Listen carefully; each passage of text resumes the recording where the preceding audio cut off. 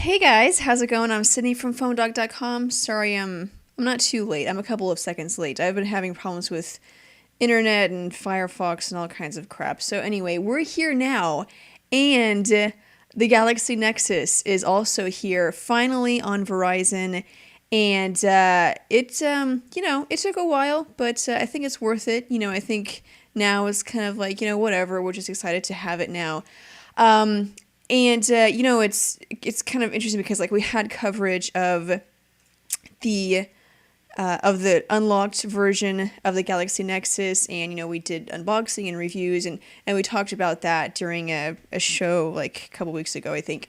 And now we have the Verizon Galaxy Nexus, and so we have like unboxings and first impressions of all of that, and we're gonna have a review of that one. So you'll get like double coverage of the same phone, even though the Verizon version is a little bit different because it's a little bit thicker. It has some preloaded Verizon apps, which is a little bit disappointing. But anyway, so I did want to talk about that, but not too much because, like I said, we already kind of covered that in another show when we went all into the phone and ice cream sandwich and is it great, is it not, and all that stuff. So I don't want to do like the same show over and over again. On Ustream, who's unboxing it? You or Aaron? Aaron is the one that did the unboxing. By the way, we're live on Ustream as well as Facebook if you prefer Facebook. If you're on YouTube, you can watch it on YouTube also, and you can leave a comment. And I have the description, the timeline of all the topics we're going to discuss in the description, so you can check that out and just jump around to whichever topic you want to listen to. You don't have to listen to the whole thing.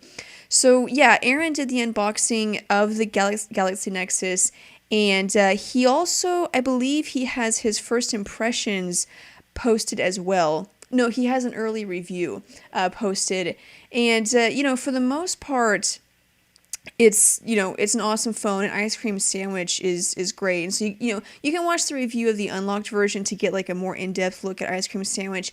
But I think Taylor put it best in an article that he just posted, actually, I think maybe yesterday. The headline, basically the theme of it was ice cream sandwich finally brings the polish to Android that we've been wanting all along. And I think that's so true, and it's something that I talked about whenever the previous shows where we've discussed the Galaxy Nexus and discussed ice cream sandwich. It was like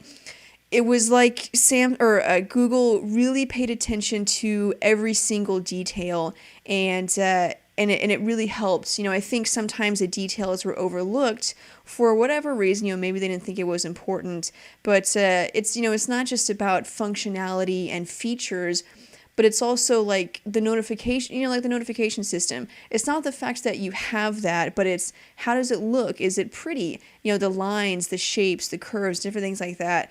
And really paying attention to detail, I think, really improved Android a lot. And so, yeah, definitely a lot more polished. And I think, for the most part, the Verizon version, not a lot of differences. It is a little bit thicker because it's an LTE version. But Aaron mentioned this in the unboxing. It still looks great. It's not like massively thick. I think, a lot of LTE devices like the Resound, the Bionic, those phones are like extremely thick, and so they're awesome phones and they still look good, but they were just really bulky. And so I think, with the Galaxy Nexus, it is a little bit thicker because it's LTE, but it's not that thick. It's not extremely bulky. So yeah, it's available December 15th, which was yesterday. I think, yeah, yesterday, and $299, $300 on contract, which is, a bit much, I think, but it seems like that's kind of Verizon's pricing plan. Like their LTE phones are $300, and then any high-end super phone that's not LTE, it's like 200 or 250, and then everything else is kind of like 200 or 100. So I guess it's kind of to be expected since it's an LTE device. That's basically how they price everything else. Along with talking about the Galaxy Nexus, Aaron also posted his top 5 Android phones for December. And he posted this just before we got a solid release date for the Galaxy Nexus on Verizon. But still, the Galaxy Nexus made the list. Now it's number 2 on the list, and Aaron brought out that it was a really tough decision, and I agree with him on how it'd be tough to decide between basically the top 2 Android phones right now are the Galaxy S2 and the Galaxy Nexus. I think different people feel differently, but I think the majority of us would agree that those are like the top 2 phones right now. And I agree with him. It would be really tough to decide between, which one is better. But I also agree with his decision. And he, mentioned a couple of reasons. One, the camera, it's a 5 megapixel camera. It does capture 1080p HD video, and it's great. It has great video capture capabilities. Even being a 5 megapixel camera, the pictures still look great and the video still looks great. Megapixel count, it doesn't always tell the whole story. Lens quality is also a big part of that. So it still takes great pictures, but I think just the Galaxy S2 8 megapixel camera, it's just a little bit better. And for me, in watching and comparing the videos, also. I felt the same way. The Galaxy S2 was just a little bit better than the Galaxy Nexus. And then also, it's kind of difficult because the Galaxy Nexus ships with ice cream sandwich. The Galaxy S2 doesn't. So it's like, well, how much of an advantage does that give the Galaxy Nexus? And in the end, I think not too much, because we know the Galaxy S2 is going to get it eventually, and it's going to get it soon, at least according to Samsung. So, in the end, for the time being, I think it's a huge advantage, but it won't be forever. It's not forever going to be the only phone with ice cream sandwich. So I don't think it's that much of an advantage. And then also, this is something that we've talked about, shipping with the TI OMAP 4 processor. I mean, it's a dual-core processor, 1.2 gigahertz, so yeah, performance is going to be great. You're going to have, very few problems. But for, people like us, follow technology and really pay attention to, the stats, the specs, and which processor is best, Snapdragon, Exynos, TI OMAP, a lot of those in the developer community really, put the TI OMAP processors down and say they're slow or they're sluggish. And so it was surprising that Google decided to go with that. But then again, that's another reason why, we would probably put the Galaxy S2 above that, because, it has a better processor, at least, in the eyes of those in the developer community. And it may not seem like that much of a difference, but if you compare both of them, the Galaxy S2, the Skyrocket version on AT&T, which is the one that Aaron listed as number 1, but that processor, it is just a little bit faster. So for those reasons, the processor, the camera, and then the fact that ice cream sandwich isn't that big of an advantage for the Galaxy Nexus, because Galaxy S2 is going to get it eventually. For those reasons, yeah, I would put the Galaxy S2 above the Galaxy Nexus. But, still both awesome phones. And, that's one of those things of Android. It's like you have so many options, and, some people hate that. But, it's a good problem to have. It's great. I think it's great that you can have 3 phones or 5 phones, and they're so awesome. You don't know which one is best. Of course, it makes buying a little bit confused or, maybe frustrating. But still, I would rather have too many options than not enough options. So that's just one of the great things about Android. More on that list. The Droid Razr is number 3. The Captivate Glide is number 4, and the HTC Amaze is number 5.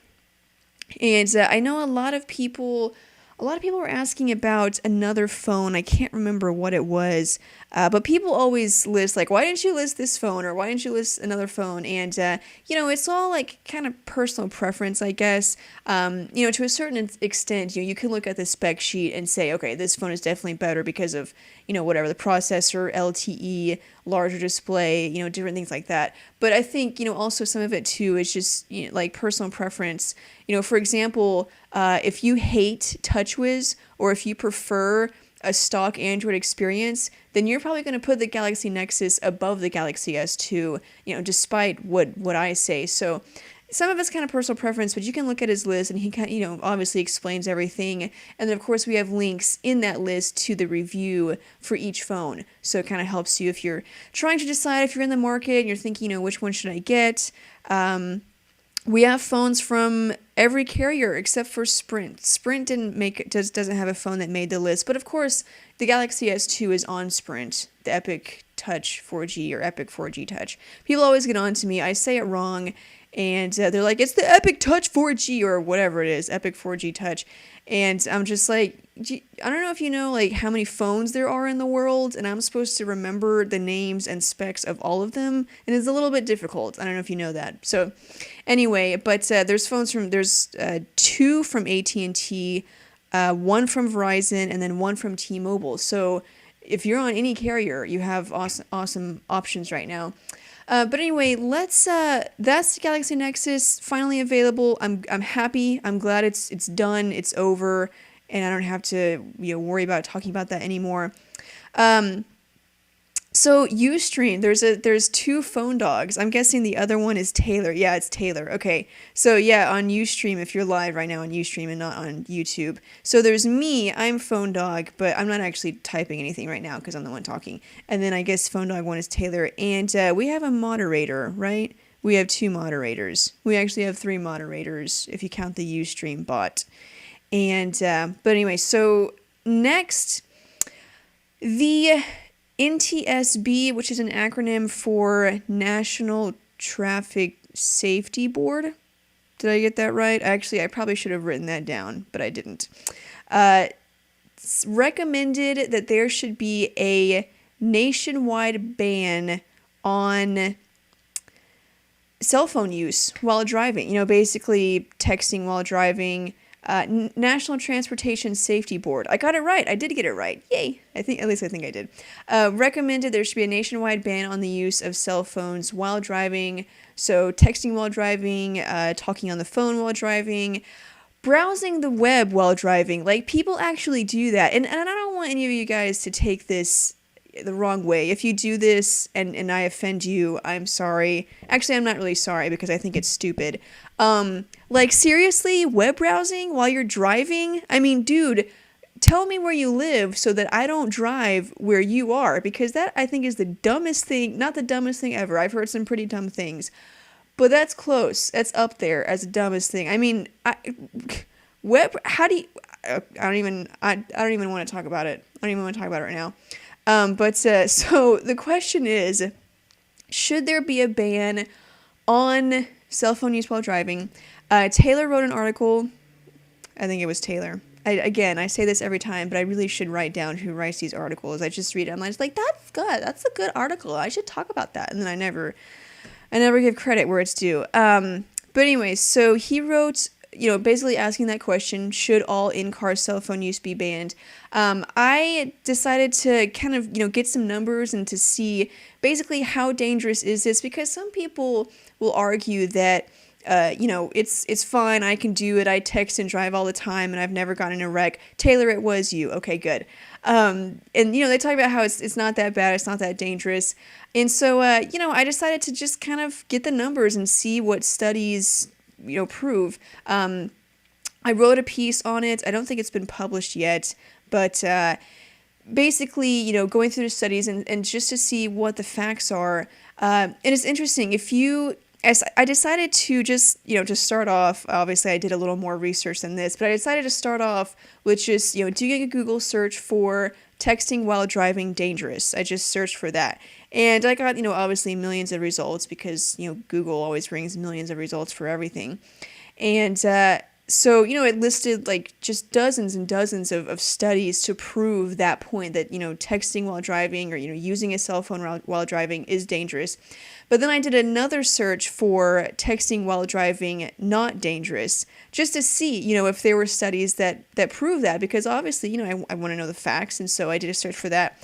And the results were basically exactly the same. So the bottom line is that there are no studies that prove that cell phone use while driving is not dangerous. That's just the bottom line. I mean, no matter how much you argue that, no study has ever proven that. All of the studies prove that it is a distraction and that it is dangerous. Obviously some of them have varying levels of how dangerous it is, but they all prove basically the same thing. And in this article, I listed a couple. I didn't list all of them because there's seriously. I read the Governor's Highway Safety Association put out this like brochure type thing where it was talking about distracted driving, and it was like every single paragraph was listing study after study after study. This thing's like 40 pages long, and I'm reading it, and it's just continual, all these studies proving all this stuff. And so I didn't even list how many studies there are to prove this. I think I listed 1, 2, 3, 4, 5, 6, 7. I listed 7, but just a couple numbers, throw it at you. The National Highway Traffic Safety Administration estimates that 16% of fatal crashes and 20% of injury crashes in 2009 involved at least one distracted driver. 16% of fatal crashes, which means that where someone died, 16% of those were a person was distracted, that was involved in the crash. Other crash studies show that drivers were distracted in 15 to 30% of all crashes. Now this is interesting, and this is a study from researchers at the University of Utah. They actually did 3 studies. They did one in 2001, one in 2003, and then one in 2006, all about basically the same thing. The 2003 study revealed that a person who is talking on a cell phone while driving is just as impaired as a drunk driver. Which is, wow, there's that to consider. And then the 2006 study, let me find, where did I talk about that? The 2006 study showed that people who are talking on the cell phone while driving are basically blind because the Dr. David Strayer, who is one of the authors of all 3 of these studies, he said that whenever you're talking on a cell phone, your eyes are looking at the road, but your brain doesn't actually process the information because the cell phone conversation is drawing the attention away from that. So you're seeing things, but you're not actually seeing it. It's not because it's not being processed. So not only are you as impaired as a drunk driver, but you're actually like not even really seeing what's going on, which is, a little scary. And, I think about like how texting and driving is dangerous because obviously you're not looking at the road. But just to think of it mentally, as your brain can't even process, it's kind of like a different, look at it from a different angle. And it was kind of a little scary reading that. And then there's other studies from 2009, researchers at Miami University in Ohio, and a bunch of other studies that I listed in this article. But basically, if you look at the numbers, 15 to 30%, I gave that number earlier, of all crashes, someone involved in it was a distracted driver. Now, the problem is, while researchers can definitively cite cell phone use as a role in car accidents, it's kind of difficult to determine how large of a role it plays. Because, crash test reports taken by the officer or the insurance company, they're not always accurate. Maybe, they don't realize how important it is to list that, or maybe they don't have a policy for that, or maybe the driver doesn't tell the truth. A lot of it is dependent on honesty. The surveys depend on honesty. The crash test results depend on honesty. So, it's kind of difficult to determine how much of a role, which is something that a lot of people use to argue the case of, well, it's not that dangerous because, it's a distraction, but it's not really a huge distraction. It's no more distracting than talking to a passenger or changing the radio station, which is true. Those things are distracting. But I thought it was interesting. There's a quote from one of these studies on driver distractions. They said, distraction is an inevitable consequence of being human. So yes, driver distractions cannot be eliminated. However, the challenge and the important thing is to identify and eliminate those distractions that increase crash risk substantially. So, yes, changing the radio station, looking down to do that, that's a distraction. Talking to a passenger, that's also a distraction. But studies have proven that, a large percentage, 15 to 30%, which, maybe 15% doesn't seem like that much, but whenever you consider that that's 1.3 million car crashes, it's kind of is a big number. So, yes, other things can be distracting, but the studies prove that texting while driving, talking on a cell phone while driving, is actually a bigger distraction, and it's a more dangerous distraction. Even if there are some unknowns, maybe if in crash test reports they don't always list a distraction, or they don't always know, was it caused by this, or maybe in the surveys people aren't always honest. Even considering all of those unknowns, those would only increase the known risk of cell phone use while driving rather than diminish it. So the next big question is, should it be banned? And there's there's a political side of this, because, that's when you get into like the Big Brother stuff where, the government, they can't, tell me to not use my cell phone, and, what's next? Are they going to outlaw having passengers, or, not allow you to change the radio station while driving? And I understand that, I understand people have different political views, and I'm not even going to get into that because this isn't a political website, and honestly, I just don't want to talk about politics. So, basically, again, going back to just the numbers, if you just take away, politics, basically, does it help whenever laws are instituted? Does it make the roads safer? Because I think we all agree that we want safe roads, no matter if you're Republican or Democrat or liberal or, whatever. We all want safer roads. And it's interesting, the studies do show that, certain bans and certain laws on cell phone use while driving, talking on the phone, do help. They've done studies in New York, the District of Columbia, Connecticut, and North Carolina, where they have laws implemented. The study in New York, the study showed that after the law went into effect, crash rates were lower in all 62 counties and significantly lower in 46 counties. Fatal crash rates were lower in 46 counties and significantly lower in 10. Now, they didn't give the numbers on what significantly lower meant, but it proved that it did help. Now, there haven't been a lot of studies on if laws on texting while driving help. And so there's only been like a couple of studies on that. And the ones that have been done show that those laws don't do any good. And a couple of the possible reasons cited were because they weren't enforced strongly, or because people instead just put the cell phone on their lap, which is even dumber if you do that.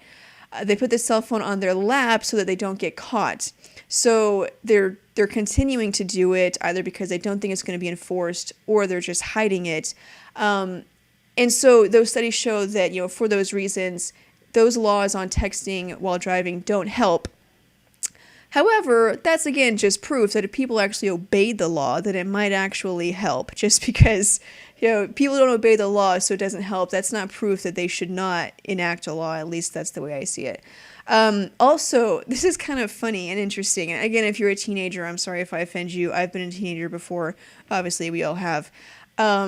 People still think I'm a teenager. I think somebody in another YouTube video said I was like 14 or something. I'm actually 23. I'm going to be 24 in March, which is, I can't believe I'm going to be 24. But anyway, laws that are specifically for novice drivers, basically teenagers, laws on cell phone use while driving, whether it's texting or just, talking on the phone in general. Studies show that laws on teenagers or on novice drivers do not help at all. They don't have any effect. And I'm just like, wow, how surprising that they wouldn't obey the law. But anyway, so, those are the results. Basically, basically the studies show that it is a problem. Again, I'm going to publish this article so you can look at a couple more of the studies. They show that it is dangerous, but they also show that laws don't always help. In some cases they do, but when it comes to texting while driving, studies show that they don't always help, which is disappointing because I would like for them to help. You want laws to make things safer. So anyway, I know you guys have a lot of strong opinions on that, and I thought it was just important to look at the numbers because people, argue it all day of how they feel or what they think, or if, the government has the right to enact a ban. And, so it's important to look at the numbers and just to look at the facts of, is this dangerous? And, if they do enact a law, would it help? Now, obviously, if they do enact a law, it's the responsibility of the citizens to obey that law. And then maybe if people did obey the law, then maybe those laws would actually help, which is a novel idea. But anyway, I'm not sure when this article is going to be published, but probably by Monday, which is usually whenever I post the show notes. So if you're watching this on Monday, it might be on Phone Dog already. But anyway, that's that. And guys, feel free, if you're watching this on YouTube, feel free to say how you feel. It's kind of a touchy subject, and I don't know why. Like, I always, every time I hear about it, texting while driving, talking on the phone, it's dangerous. The government's considering laws, and I'm just like, oh yeah, that'd be great. Make everything safer. To me, it was like a no-brainer. And it was just so odd to hear, other people kind of disagreeing with that and saying, well, they don't have the right to do that, or, for whatever reason, I don't think it's that dangerous. And I'm just like, I don't like that. I can't fathom that idea of it not being dangerous. I mean, you're not looking at the road. When is that ever a good idea? And so anyway, I just wanted to share the results with you guys because I did a lot of, I wanted to know. Next, it is 4:30, so we have plenty of time. This, you knew it was going to make it into the show again, the Nokia Lumia 710. It seems like every freaking week we are talking about this phone, and I don't know why. It's just, it's the Lumia 800 and then the Lumia 710, like both of those phones. It's like every week there's something that happens, and if you're tired of Windows Phone, I am so sorry, but, we talk about the news, and so I want to talk about it because I'm excited. I like Windows Phone, so obviously I don't mind, but also it's the news, and so I wanted to share with you guys. But I was just like, oh my gosh, it's the same phone. It's showing up in the show every week, and, whatever. The Nokia Lumia, or the Nokia, I tried to work on this last week. The Nokia Lumia 710 is finally coming to the U.S. T-Mobile on January 11th, which is in about a month, for $49.99, so $50, which is a great price. Now, I kind of touched on this last week because there were rumors that it was going to come to T-Mobile, and then this week we got confirmation that it's coming to T-Mobile. So I kind of touched on this, but I want to talk about it again. Basically, kind of just me complaining about what's new. Me complaining about just, I don't want the 710. Okay, I'm just gonna say that. Okay, Nokia, T-Mobile, I don't want the 710. Okay, who does? Who wants the 710? I mean, if it were the only option, and it was like the only phone we've seen, I mean, it's a fine looking phone. If you look at the pictures from the T-Mobile press, from the article that we've posted, they have the black version, and it looks great. Like it's a nice looking phone, but like now that we have the 800, compared to the 800, it's like crap. And I'm just like, I don't want the 710. I mean, give me the 800, give me the 900. But, whatever. I know it's not even released yet anywhere, so I understand that. But give me the 800, not the 710. And there's so many reasons why. Taylor, again, I think it's Taylor, wrote an article basically about why the Lumia 710 is wrong for the first Nokia-made Windows Phone in the US, and that's really the point. It's not just the fact that it's a phone and I don't want it, because there's plenty of phones that I don't want. But this is like, it's Windows Phone. So it's, any phone they release is a big deal because everyone's watching it to see if it's going to do well or not. So there's that. It's Nokia, which is the company they partnered with. So, this is a big partnership. So, it's a big device. There's that. And then it's the first one of that partnership that's going to be in the US. So by all accounts and purposes, this is a huge deal, okay? It's a really big deal, even if you don't like Windows Phone, because, if you like cell phones, then every operating system should be important to you. And the 710 is fine, but if you want to make a splash, then the 800, I think, would be a better idea. And, Taylor talked about this. There's not a whole lot of differences between the 800 and 710, but there are a few. For example, the 800 has a better camera. It's an 8 megapixel camera with a Carl Zeiss lens, with Carl Zeiss optics. The 710 has a 5 megapixel camera without that, the Carl Zeiss optics. The display, it's an AMOLED display on the 800. You don't get that on the 710. The battery is better on the 800.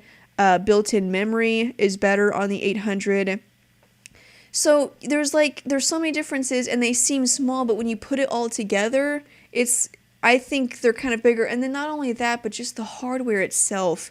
It's like they spent all of their time on the 800, and then the 700, they let, all of their employees who've been stuck in the corner, from 10 years ago design it, because it looks like the typical Nokia phone from 5 years ago. So it's disappointing. It's kind of disappointing that they decided to release this, and this is not a new thing. It's not like I'm surprised, and we've known about this for a couple of months, that the 710 was going to be the one that they released. It's just disappointing because, we all, and I know there's some, Android or iOS fanatics that only want Android to succeed, or, only want iOS to succeed. But, like I said, if you like phones, if you like smartphones, if you like technology, then you should be excited about all technology, not just one brand. We should be excited about all technology. And so, Windows Phone is included in that. It's a new operating system. It's shown, it's proven to be reliable and to be a good OS. And so, yeah, naturally you want it to succeed. And, not that the 710 is going to kill it. It's not like, Windows Phone is over now that the 710 is in the US. I mean, it's not like that. But it's still disappointing. I would like to see a better phone from Nokia. And the 800 might come to the US eventually. There's rumors that AT&T and Verizon are testing actually an LTE version of the Lumia 800, which is amazing.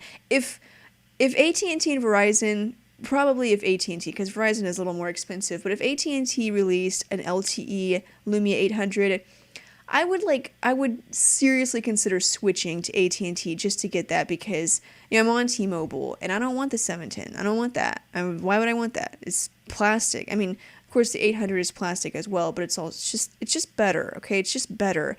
And I agree with Taylor. I think it was the wrong phone. And yeah, they'll sell some. I mean, it's still a good phone. It's still a great phone, great price. Windows Phone is great. They're going to sell them, but it's not going to make a splash. It's not going to, show the world that Windows Phone is here to stay. It's not going to show the carriers that Nokia is back and you can trust us now. It's not going to do any of that. It's just going to be another phone that they're going to sell a couple units of. And I think Windows Phone deserves better than that. There it is. Windows Phone deserves better. As if it had feelings and entitlement, it deserves better. But hopefully we'll see the 800 soon. Hopefully the 900 will come over here soon. The 900 is, larger display, much better all around. The larger display is what I really like, because the 800 has a 3.7 inch display. So, it's a little small, but 3.7 inches is really not that bad. Of course, as I test mid-range and low-end phones, and all of them have 3.2 inch displays. I don't know why. For some reason, 3.2 inches is the standard for low-end phones. So I'm dealing with all these tiny phones all day, and so I'm 3.7 inches. That's not bad. That's pretty big. I could use that, because I use 3.2 inch displays all day. I think that's why my phone, I went for the HD7. It has a 4.3 inches display because I think I just got sick of all these really tiny displays. Anyway, but it's here. At least we get to see the fruits of some of that labor, or some fruits of that labor. webOS is alive. This has been a good week. Like last week, a lot of bad news. Well, unless you're an Apple hater, then it was an awesome week because of all the Apple losses and everything, and it was just a lot of drama. But this week it's like all good news. We have the Galaxy Nexus. We have, finally one of the Lumia devices coming to the US, and webOS is gonna live.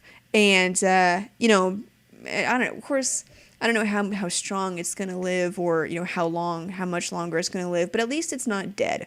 At least it still has a chance. Because HP opted, they finally made a decision. I can't tell you how many times I've seen the headline, HP holds all hands meeting to decide what to do with webOS. And the first time I read that headline, I was like, yeah, good. Figure this out. Good job, Meg Whitman. You come in there, you change the culture. Good job. And then they didn't make a decision. And so I was like, oh, that's sad. The second time I was like, okay, yeah, stay the course, be prudent, just try to make a decision, get in there, work it out, like the NBA lockout. You just got to sit down and work that thing out, But then they didn't make a decision. I'm like, okay, that's annoying. The third time I read it, I was like, you know what? Just kill it. Okay, I don't even care. But they finally made a decision, and now I'm happy they did. I'm happy they didn't kill it. Because not only is it still alive, but it's open source, which means that anybody can use it. So Samsung can use it, HTC can use it, Motorola can use it, freaking Huawei can use it if they want to. And I'm happy about that. Now the question is, who's going to use it? Which is, it's like, there's a glimmer of hope, and then it's like, oh, because who's going to use it? I mean, Motorola just got bought by Google, so, that's pretty much over for that. Samsung commented that they don't want to buy webOS. I think they said they considered it, but then decided not to. And then they partnered with Intel. That's right. And so they're kind of gone off the table. And then that leaves Sony Ericsson, LG, HTC. HTC is actually in the market for an operating system to put Sense UI on it because, apparently they don't have enough phones out right now. So, those are some good options. I think HTC, everyone loves HTC. LG, everyone hates LG, so why not? Why not get the tainted OS? Get the OS that everyone hates. But that's not true. We all love webOS. Sony Ericsson, they, looking for a new start. Maybe they could use it. And personally, I don't really care who uses it. I just want somebody to use it because it's a great operating system. And, it's like Android. It's a great operating system. And, I would rather have like an HTC Android device than an LG one or a Huawei one. But, if I'm in the market, if I'm on a budget, whatever, it's still a great operating system. And so you're going to enjoy it no matter what. I think it's the same thing with webOS. Whoever picks it up, I think it's so great. It's going to be really hard to screw that one up. But who knows? HP screwed it up, and we didn't think that was possible. So, and then in terms of HP making hardware, the CEO Meg Whitman I mentioned earlier, she said that HP will create new webOS devices at some point, but she was unsure of whether they would see them in 2012 or whether we would see them in 2012 or not.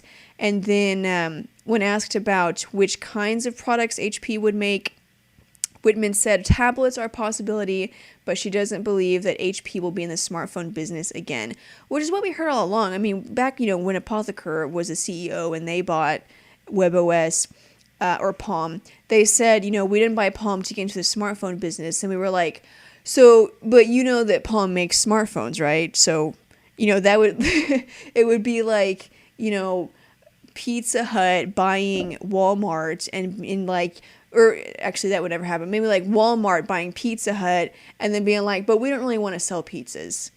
It's like, but that's what they do. I mean, it's like, so why are you going to buy a smartphone company and then not make smartphones? I know obviously they have the patent portfolio and the operating system, which you can use on anything, not just cell phones. But it just, at the time, it seemed to not really make any sense. And it still doesn't, but who cares, because it's open source. So they don't have to make smartphones, whatever. Screw it up. I don't care. Somebody else can make them. So yeah, webOS is still alive, and I'm happy about that. I actually read a comment somewhere that this guy, I don't know if it was a guy. I assume it was a guy because I just assume that all of our readers are men. He said that his contract was recently up. He has like a Palm Pre or a Palm Pixie. I was reading comments from Ustream, sorry.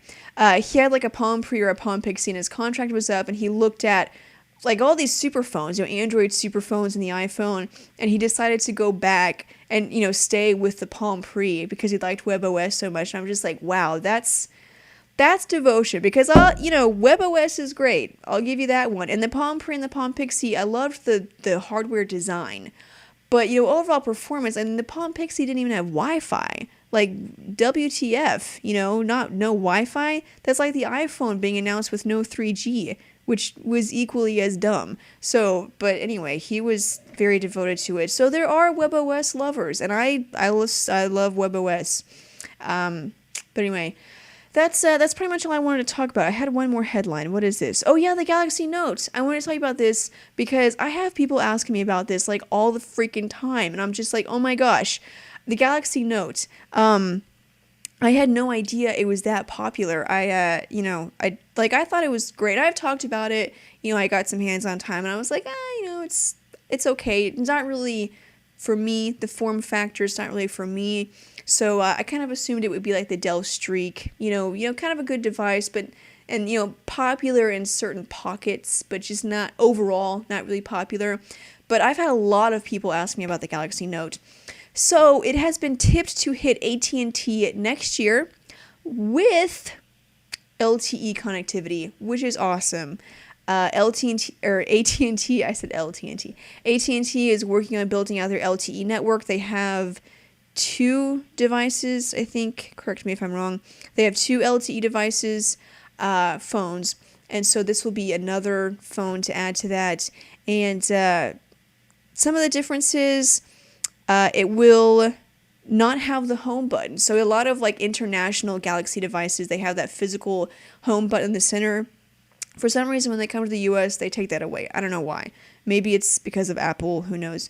But so it won't have that, but it will also have LTE, of course, and it'll have a different Qualcomm-made 1.5 gigahertz dual-core processor, so it'll be a little bit different from the HSPA Plus version.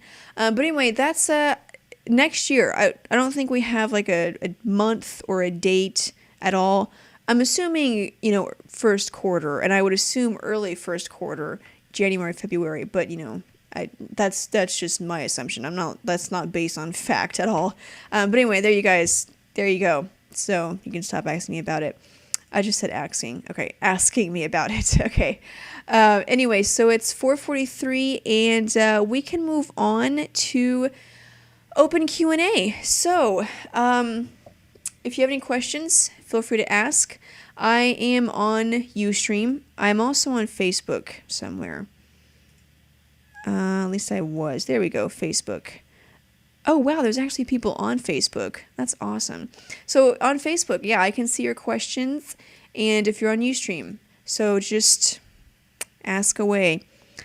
I wasn't paying attention. Did she say the Note was officially announced? No, it's going to come to AT&T. It's a rumor. Yeah, it's been tipped that it will come to AT&T. Hi, Sydney. Hello, Boklau. If only you could stream live from Google+. Yeah, PhoneDog doesn't have a Google+ account. Neither do I. People keep asking me, or asking me like, when are you going to get a Google+ account or page or whatever. I'm just like, I haven't even figured out Facebook yet. So, like, I get, like, friend requests. You know what I did with my Facebook page? I tried it because, where I'm on Phone Dog and I tweet about, like, news or my opinions on stuff. And so I was like, Facebook community, give them equal attention. Tried it out. Could not figure it out. And so I'm just like, screw it. I'm just going to link my Twitter account. So every tweet I send out, it goes to Facebook. So much easier. Okay, here's one from Facebook. Why haven't you guys done a Windows Phone versus iPhone dogfight? It's a good question. I'm not sure. That's up to Aaron because he covered the iPhone, and so if anyone was going to do the dogfight, it would be him. So you'd have to ask him. What phone would you go with if you were on Verizon? I'd probably go with the Galaxy Nexus. If you don't want that one, I'd probably go with the Droid Razr. I don't know why I'm shaking my head. What is the best phone? We just talked about that early in the broadcast. Aaron posted his top 5 Android devices, and considering that 90% of the phones out there are Android devices, it's a pretty good just general top 5 list overall. He listed, and I agree with him, the Galaxy S2 Skyrocket on AT&T, number 1 phone. And then of course, probably the Sprint version as well. The Galaxy S2 would also be number 1. And then number 2 at a close second was the Galaxy Nexus. Thank you for answering. You're welcome. Does Sprint have a Windows Phone? Yes, the HTC Arrive is on Sprint. Sydney, out of Razr or Nexus, which one would you choose on pure looks? I would probably go with the Nexus. I don't really like Motorola phones, their designs. Now the Razr is better with the tapered corners. I like that. I really like that design. And when I held the Razr, it's like it's thin. You look at the pictures and you've seen the videos, it's really thin. But when I actually held it, I was like, dang, this thing is thin, because it's like freaking thin. I mean, it's so thin. I know. So it's actually, the design is, you have to see it to really appreciate it.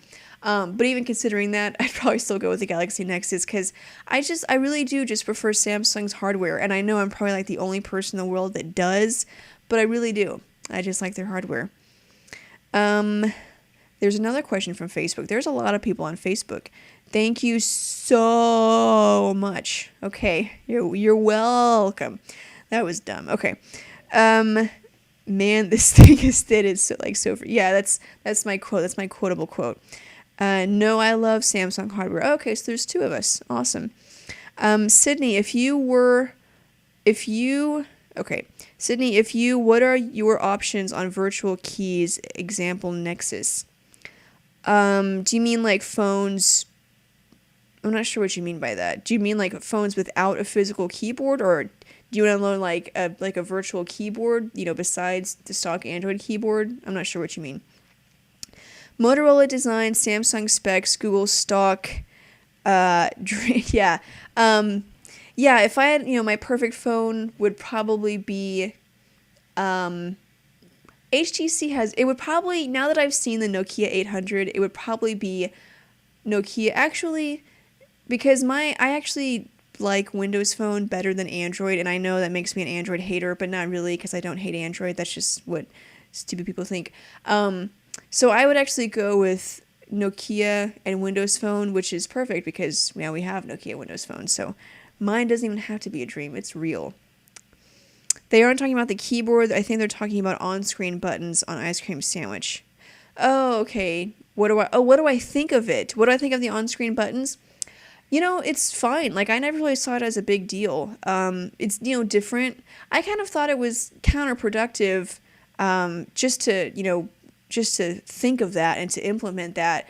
You could have used that time on something else, because it's like capacitive buttons, they're basically exactly the same thing, except now they can, you can customize them, or, they can move around, which I guess is nice. So, but yeah, I think it's fine. Windows, okay, here's Circus Rock says Windows 8 is better than Android, which is better than iOS. We've only gotten like a few looks at Windows 8, and I like the UI. It's basically, it's the Metro UI with the tiles. I love that.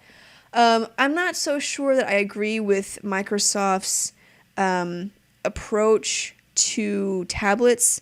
They don't believe in just, a tablet with, basic tasks. They believe tablets should be full PCs. And I don't really agree with that. That's pretty much all I have to say about that. Bob, wow, I totally screwed that up. Bob on Facebook, is the Microsoft Zune Windows Phone. The Zune is, it does not run Windows Phone. The Zune came out before Windows Phone, and so it has a lot of the same visual, what's the word I'm looking for? Features. The design is basically the same, the UI. A lot of that is from Windows Phone, but it doesn't actually run Windows Phone. So you'll notice a couple of differences because it hadn't been perfected yet and they hadn't fully completed Windows Phone. So there's a couple of things that are different, but yeah, it's the same basic design, but you don't have access to the marketplace like you do on Windows Phone. Here's another one on Facebook. Do you like the HTC Resound? Yeah, I think it's a great phone.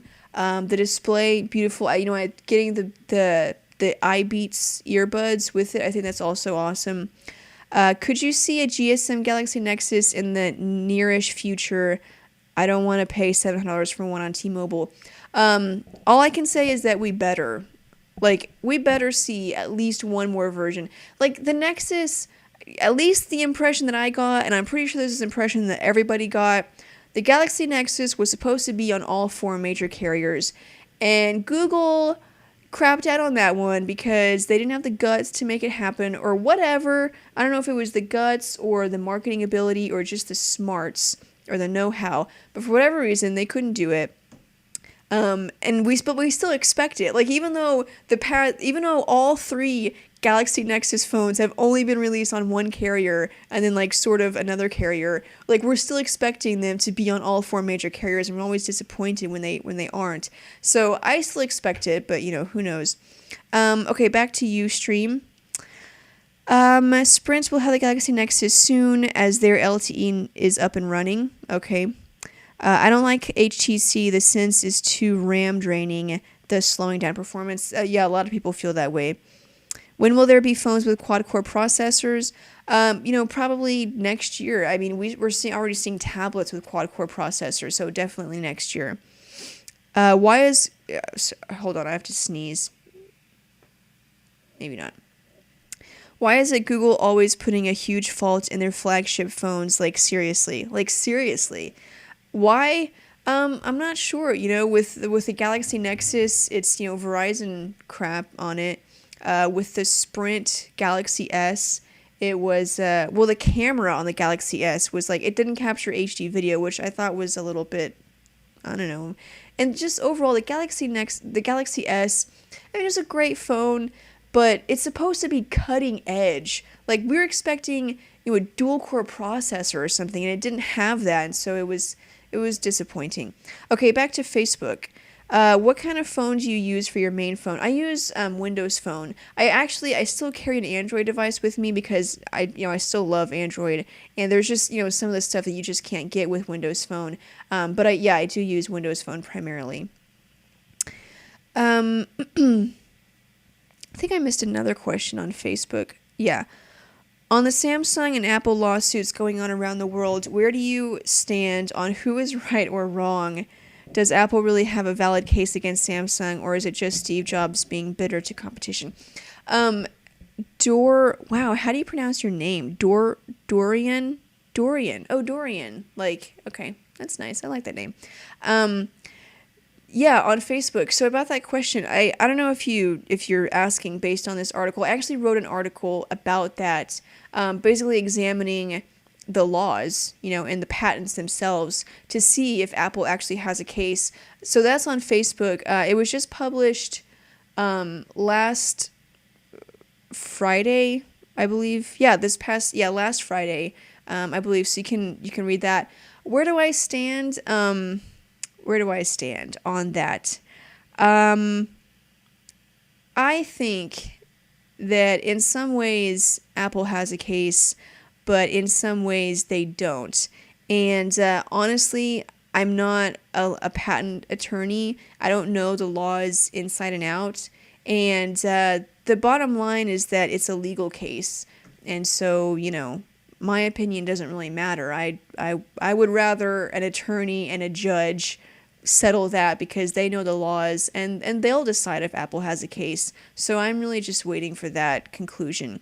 But yeah, overall, I mean, I think, and Samsung made this point in the trial, in the U.S. trial in California, and I've heard a lot of people say the same thing.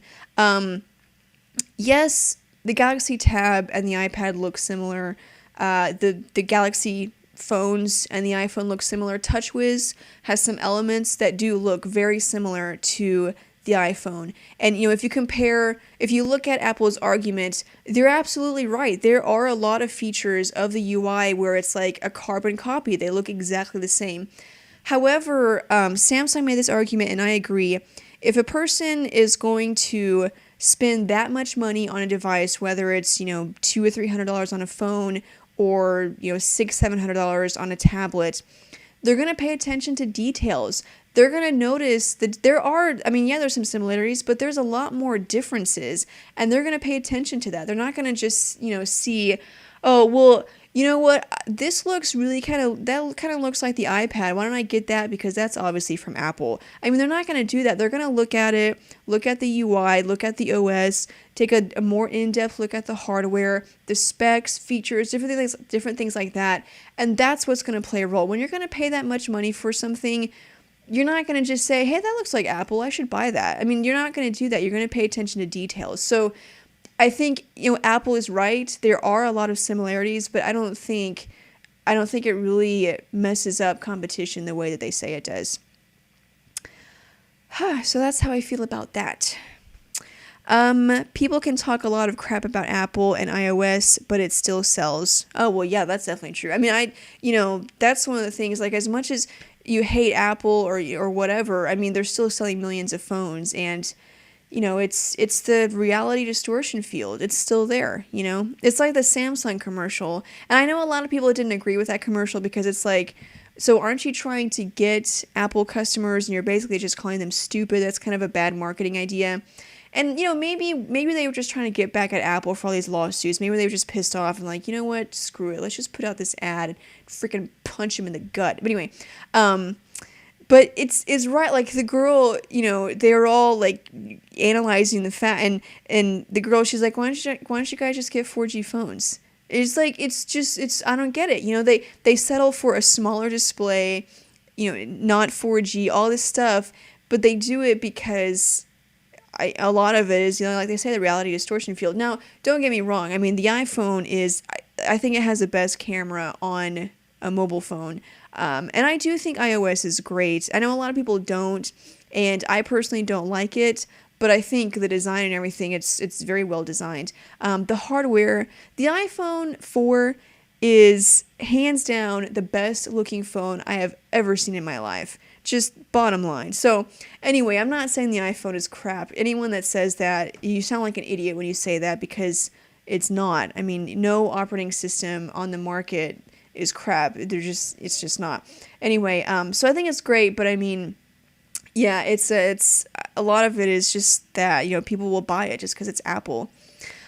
Okay, are you going to get the Asus Prime? I'm not sure, I don't know. I have the Kindle Fire, and, for me, tablets, there's not a whole lot that I would use it for, and, plopping down like $600 or $700 for something that I'm going to use for like, web browsing or playing games, it just didn't seem to make sense, so I was always kind of like holding out. But, the Kindle Fire was only $200, so I was like, well, use that and kind of, buy it and you use it every once in a while. Tablets suck. Okay. Let me go back to Facebook, see if there's any questions. Thank you. You pronounced it right. Okay, cool. What even is Beats Audio? Beats Audio, it's Beats by Dr. Dre. It's basically just a line of headphones. There's different models. You have ones for like $300 or the in-ear earbuds. different grades, things like that. But it's basically a line of headphones. But now that Beats has partnered with Beats is Monster, by the way, which is also it's a pretty popular sound company. They make other things besides headphones, but the Beats division is headphones.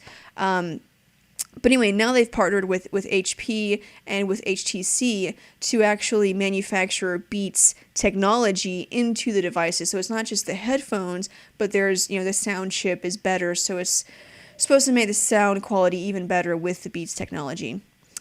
Bose is better than Beats. I hear a lot of people bash Beats and say that all kinds of crap about it. Honestly, I'm not an audiophile, so if I listen to Beats or Bose or Sennheiser or, Klipschitz or whatever the crap that other one is, I really can't tell a difference. But I know that, if I listen to them all day or if, I compare them all seriously, I probably would tell a difference. But, for me, headphones that cost $300, they better sound really good. And as long as they sound really good, I'm happy. And I wouldn't worry about comparing them, but everyone's different. I mean, everyone has their own little nuances and hobbies and stuff. Okay, Beats just sell because it's Dre. It's not mind-blowing. Beats are overpriced. I think, I don't know anything about, headphone technology, but, I don't know, $300 for headphones, any brand, I would think, that's a lot of money. What exactly is going into this that makes them cost $300? Is it really, is this stuff really that expensive, or is it just the brand? I don't know. But anyway, it's 5 o'clock. It's actually 5:01. I went over time. So it's time to go. I'm sorry. But I'll see you guys next week. And if you miss anything, I'm going to be posting this on YouTube, so you can check out the description, skip around, watch whatever you want to watch. And I think that's it. I'll be back next week. I always think I'm going to forget something, but I don't think I'm going to. You can send me a message on Twitter or follow me on Twitter. My screen name is phonedog_Sydney. And I will see you guys next week. Same time, same place, 5 p.m. Eastern time on Ustream. That's it. I'll see you guys later. Bye.